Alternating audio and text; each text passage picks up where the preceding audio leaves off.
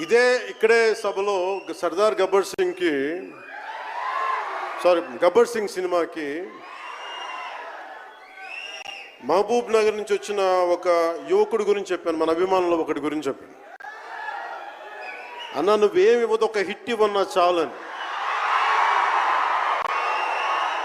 ఆ రోజు నేను భగవంతుని కోరుకున్నాను, నా అభిమానుల కోసం, నా కోసం కాదు కానీ ఒక హిట్ ఉంటే బాగుంటుంది అని కోరుకున్నాను. అది హరీష్ శంకర్ గబ్బర్ సింగ్ వల్ల తిరిగి వచ్చింది. కానీ ఈ సినిమా చాలా డిఫికల్ట్ టైమ్స్లో చేశాను. ఇది సినిమాల మీద టెక్నీషియన్గా నేను ఉండి ఒక నిమిషం సినిమాలు కష్టంగా ఉండి, ఒక సినిమా చేయడం ఎంత కష్టమో, సినిమా చేయడం చాలా చాలా కష్టం. నేను మీతో పంచుకోదలుచుకున్నాను ఈ రోజున. మీకు సంబంధించి నేను మొదటి సినిమా నుంచి ఇప్పుడు దాకా జానీ సినిమా నేను చేసినప్పుడు అది ఫెయిల్ అయితే, ఆ సినిమా ఫ్లాప్ అయితే ఎలా ఉంది అంటే ఆ రోజు నా పరిస్థితి, వరుసగా హిట్లు కొట్టి కూడా ఒక్క సినిమా ఫ్లాప్ అయితే అందరూ మీరు వదలలేదు. నేను మీ గురించి ఎప్పుడు మాట్లాడతాను అంటే ధనం మూలం మిదం జగత్ అంటాం. అంటే అన్ని బంధాలు, కార్ల్ మార్క్స్ చెప్పిన అన్ని బంధాలు ఆర్థిక బంధాలని సినిమా పరిశ్రమలో మరింత బలంగా తెలుస్తాయి. నా రెమ్యునరేషన్ ఇచ్చేసాను అని నా దగ్గర అంతమించి డబ్బులు లేవు. కానీ ఆ రోజు నుంచి ఈ రోజు దాకా ఒకటైతే మార్పు జరిగింది. నేను చిత్ర పరిశ్రమ హిట్స్ ఫ్లాప్స్ ఇవన్నీ వదిలేసి నేను ఒకటే నమ్మాను, నా అభిమానులు నాకున్నారు, నన్ను ప్రేమించే వాళ్ళు ఉన్నారు. డబ్బుకి ఎప్పుడు నేను ప్రాధాన్యత ఇవ్వను.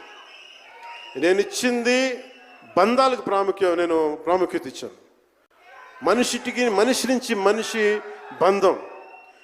నా గుండె నుంచి మీ గుండెకి 2 గుండెల దూరం అంతే. నేను ఏమి కోరుకోలే, చాలా కష్టాల్లో ఈ సినిమా చేశాం.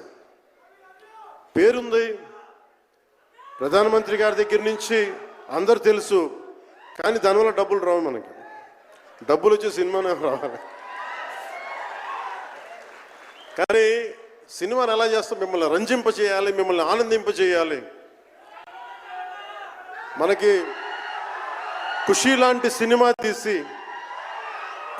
సినిమా తీసిన ఏఎం రత్నం గారు ఎప్పుడో 2017లో ఎప్పుడో నా సినిమా వచ్చి మీరందరూ తిడతా ఉంటారు కదా నన్ను, ఎంతసేపు రీమేకులు చేస్తావు అని.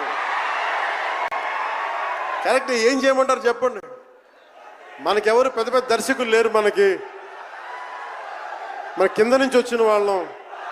మనకి ఒక్క నిమిషం,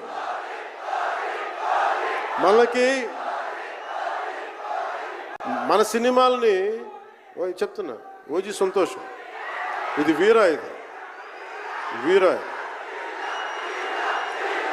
మీకు ఈ సినిమా గురించి చెప్తాను మీకు.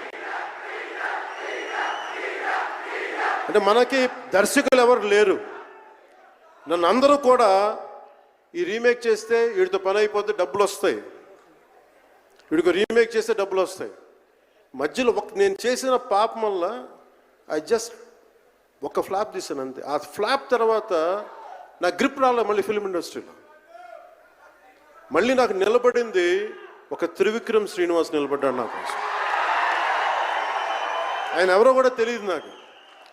ఎవరన్నా సక్సెస్లో వెతుక్కొని వస్తారు, అపజయాల్లో వెతుక్కొని వచ్చిన నా మిత్రుడు, ఆత్మ బంధువు త్రివిక్రమ్ శ్రీనివాస్ వచ్చి అప్పుడు జలసా తీశారు. కష్టాల్లో ఉన్నప్పుడు లేదు, అడ్వర్సిటీ రివీల్స్ ట్రూ క్యారెక్టర్ అంటారు. కష్టాల్లో ఉన్నవాడే వచ్చినప్పుడు స్నేహితుడు. అలాంటి స్నేహితుడు నాకు భగవంతుడు త్రివిక్రమ్ శ్రీనివాస్ ద్వారా వచ్చాడు. అలాగే ఎందుకు రీమేక్స్ చేశాను మీకు ఉంటుంది కదా. నా పార్టీని ఎవడు నడుపుతాడు? కొత్త కథలు తీస్తే ఎప్పుడో వెళ్ళిపోద్ది. నా భార్యని కానీ నా పిల్లల్ని కానీ ఎవరు పోషిస్తారు? నేనే పోషించుకోవాలి, దానికి డబ్బులు కావాలి, పార్టీ నడపాలి. వీటన్నిటికీ రీమేక్ అనేది నాకు కొంచెం ఈజీ దారి అయింది. సొంత సినిమాలు కొత్త సినిమాలు చేయలేక కాదు, వేరే దారి లేక. నాకు దేశం పిచ్చి, సమాజ బాధ్యత పిచ్చి, సినిమా మీద ఉన్న కరెక్టే, మీరంటే నేనంటే మీకు పిచ్చి.